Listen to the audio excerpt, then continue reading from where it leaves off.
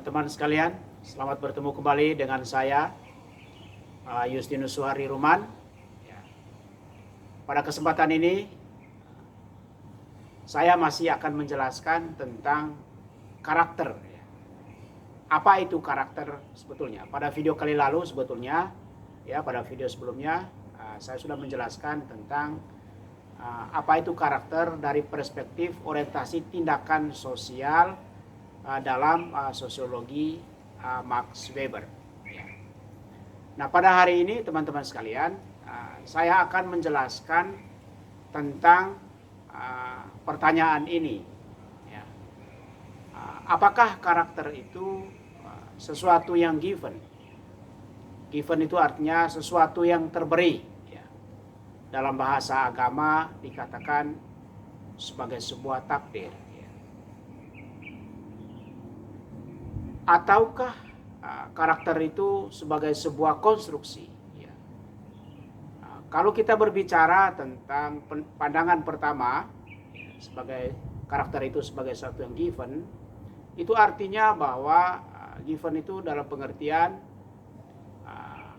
kita menjadi baik itu dari sononya memang kita sudah baik, gitu.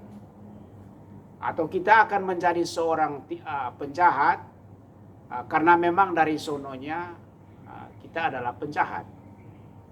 Atau dalam kaitannya dengan materi kali lalu, kalau kita mengatakan bahwa karakter saya itu adalah sangat rasional, itu karena memang dari sononya saya sudah rasional.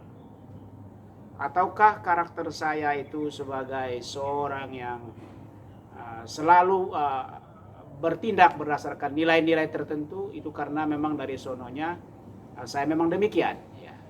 Itu kalau kita berbicara tentang karakter sebagai sesuatu yang given. Namun kalau kita berbicara karakter sebagai sebuah konstruksi, itu artinya bahwa ada sebuah perencanaan, ada sebuah desain, ya. Ada sebuah artinya bahwa karakter itu dibentuk. Jadi bukan sesuatu yang terberi, bukan sesuatu yang given. Tetapi dibentuk, direncanakan proses pembentukannya. Nah, teman-teman sekalian, dalam konteks pendidikan, pendidikan karakter, saya lebih memilih untuk menjawab pertanyaan tersebut bahwa karakter itu merupakan sesuatu yang bersifat konstruktif, sesuatu yang dibentuk, sesuatu yang dibangun, sesuatu yang direncanakan. Itu karakter.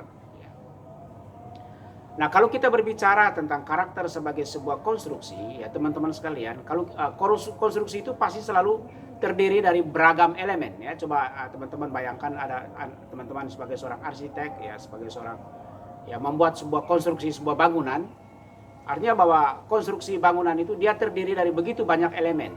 Nah, demikian juga dalam proses pembentukan karakter seseorang. Jadi ada begitu banyak aspek, ada begitu banyak dimensi yang terlibat yang membentuk karakter seseorang. Kita mulai misalnya dari rumah.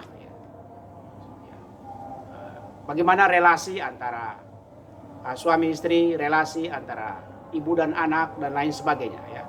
Lalu kemudian berkembang di masyarakat, dalam lembaga-lembaga pendidikan, mulai dari PAUD sampai dengan perguruan tinggi.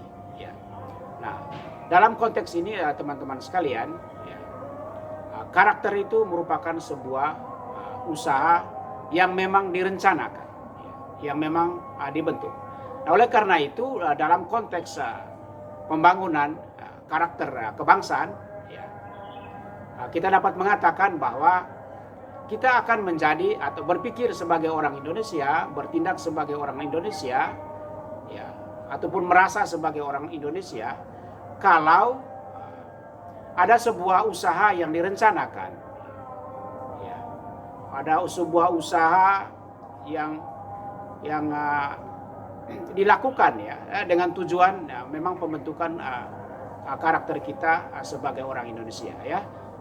Dasarnya itu adalah karakter Pancasila, sila ketuhanan, kemanusiaan, persatuan, demokrasi, lalu kemudian keadilan. karakter-karakter itu akan menjadi bagian dari kepribadian kita sebagai warga bangsa, ya, kalau memang dilakukan secara terencana dan secara serius. Ya. Jadi demikian teman-teman sekalian, ya, kesimpulannya adalah bahwa karakter itu merupakan sesuatu yang bersifat konstruktif, ya, dikonstruksikan, direncana dan dibentuk, ya. Jadi bukan sebagai sesuatu yang given. Ya, demikian penjelasan saya pada hari ini. Mudah-mudahan dapat membantu menambah wawasan teman-teman sekalian tentang apa itu karakter. Salam dan sampai jumpa pada kesempatan berikutnya. Saya minum kopi.